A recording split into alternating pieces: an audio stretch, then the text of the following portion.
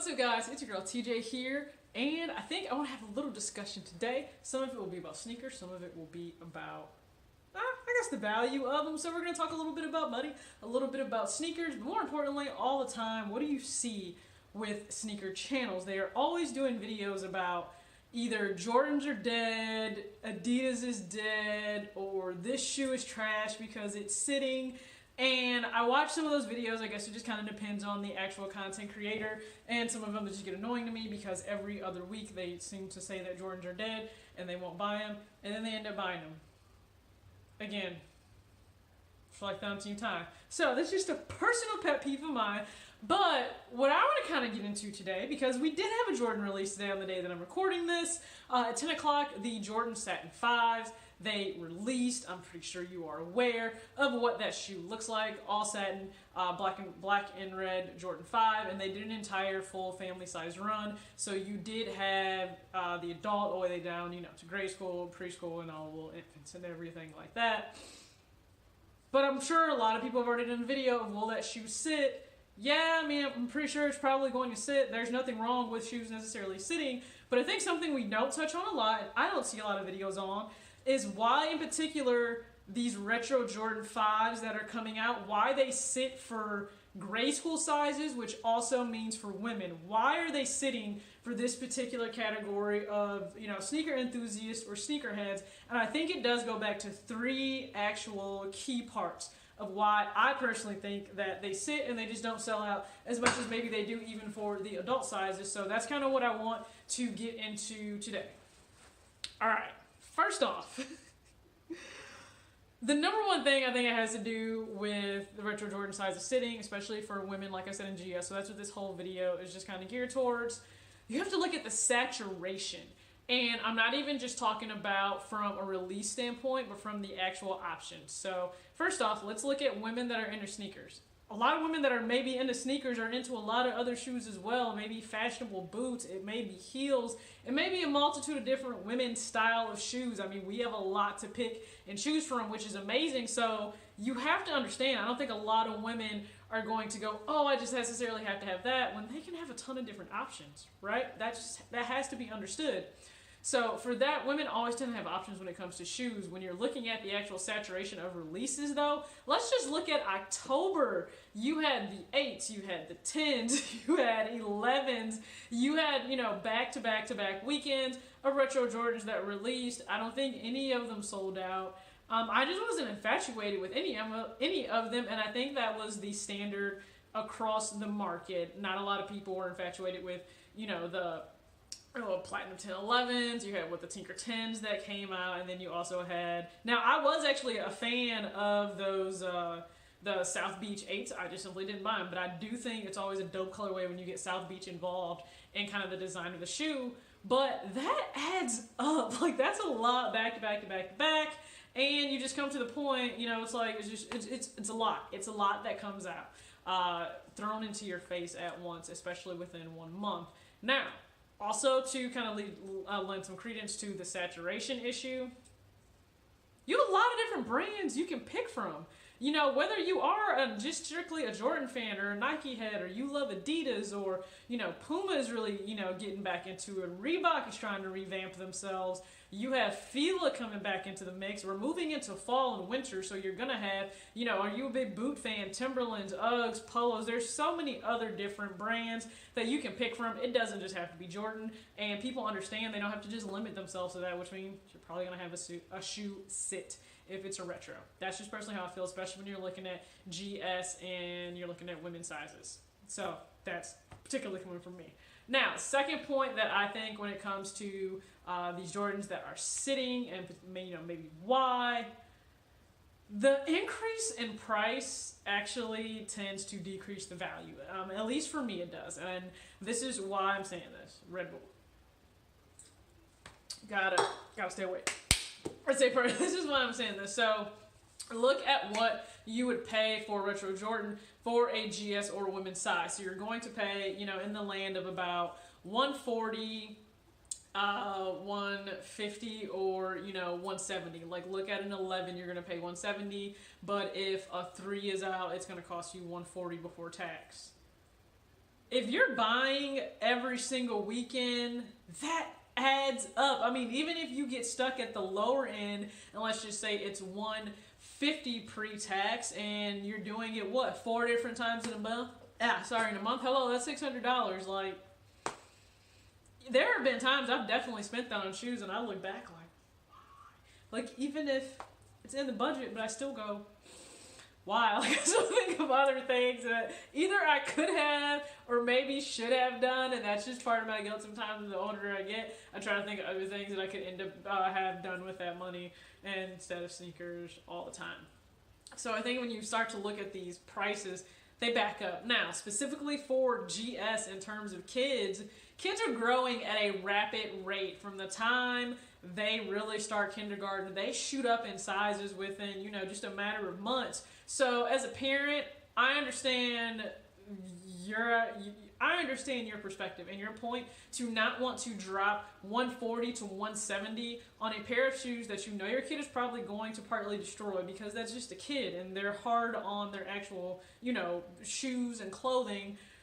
You're going to spend that for them to outgrow it and to destroy it? Like, no, like that takes away all the value out of it. And as a parent, I know that I'm going to be sitting there like, oh my goodness, did you really just do that to those shoes? Like, I know I'm going to have like shoes I really don't care about, and then your nicer shoes that are going to let you go out in that maybe won't give me when I become a heart attack. But I get it, parents. Like, so in a lot of different stores still for, youth, you can buy, like, let's say an all-white Ultra Boost.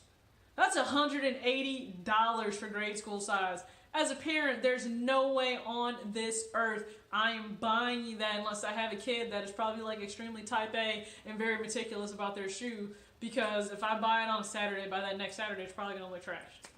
That's just being 100% honest. I don't knock kids for that, because kids are going to be kids. That's just the way it is. But that's just something to be said there. And then when you look at also if you have a rather large collection, so I don't. I probably only have about 65 sneakers. I don't consider that a large collection at all, because I know way too many of you have far more sneakers than I do. But when you accumulate, I would at least say over 50, you know that you may spend, let's say, $190 on a sneaker you absolutely love and you think is amazing, but it's not going to get a ton of play in your rotation all the time, especially if you don't, let's say, have a job every single day or 8 hours a day, you get to just be in sneakers. I bought, I have the Off-White UNC 1 that I just absolutely loved and I want it, and I also have the Satin Shattered Backboard 1.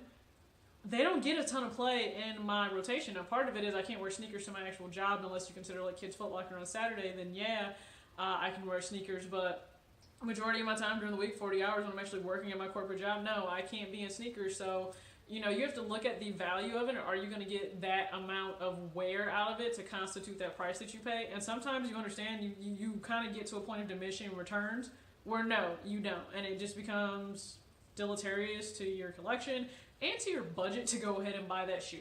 Just kind of how I feel when it comes to the higher the prices have tended to go now, and kind of trend for grade school women's sizes, just the decrease in the value. Third point that I think when it comes to these Jordans that are sitting, in particular for women's in grade school, and I'm actually going to go ahead and make sure I try to put like some screenshots up over here for you guys, because I think we have to take a look at the fact that Jordan is not the infatuation of this era.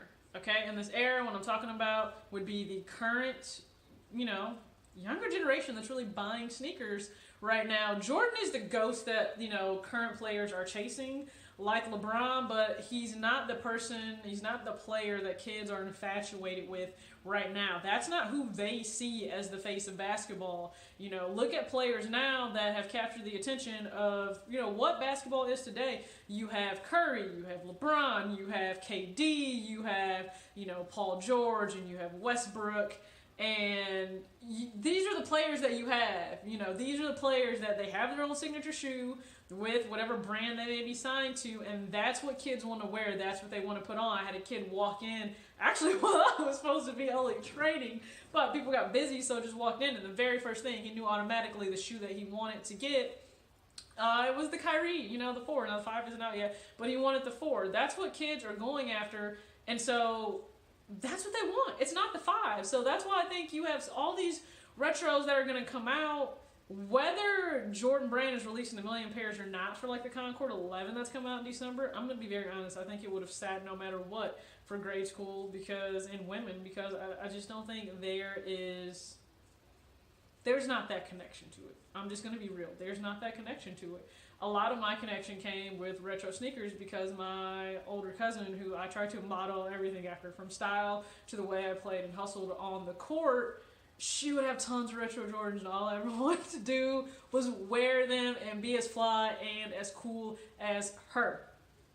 That's just what it was. So that's where kind of I get it from. And then I actually got to watch, Jordan grow up and playing, and I got to have my mom tell me all the time, and my dad, about they were in love with, the Magics and the bad boys of the old era in Detroit and things like that. So that's why I had a love for older players versus just younger players now, which I respect. And you have a lot of younger players now. Like, I think Jason Tatum's going to be one of those breakout players where he gets his own shoe. I hope it's a dope shoe, because he's a really exciting player, to watch for Boston. I hope he continues to do well, but I think you're going to have even younger players than the Currys and the KDs and the LeBrons. I think these players are then going to have shoes, and that's what these kids are going to want. So that's how I feel.